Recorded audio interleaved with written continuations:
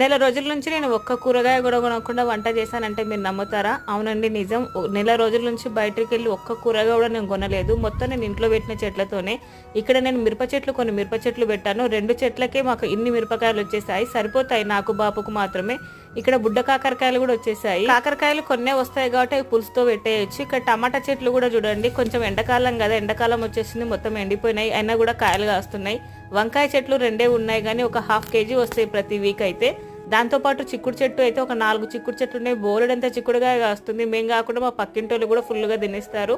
అక్కడ కాకుండా మేము ఇక్కడ బీరకాయ చెట్టు, చుక్కకూర, పాలకూర అండ్ మెంతి కూర ఇవన్నీ వేసాను. ఇంట్లో అయితే 4 రకాల ఆకుకూరలు అయితే ఉన్నాయి. ప్రతి వీక్ 4 రకాలు రిపీట్ చేస్తూనే ఉంటాను. దాంతోపాటు ఇప్పుడు కొత్తగా కాకరకాయలు కూడా వచ్చేస్తున్నాయి. బీన్స్ కూడా నేను ఇంట్లో వేసాను అనమాట. బీన్స్ కూడా వస్తున్నాయి. దీంతో పాటు ఆనంకాయ కీర కూడా వస్తున్నాయి. ఈ నెల రోజులు ఒక్క కూరగాయ కూడా బయట నుంచి తీసుకోలేదు, మొత్తం ఇంట్లోనే వేసుకున్నాను.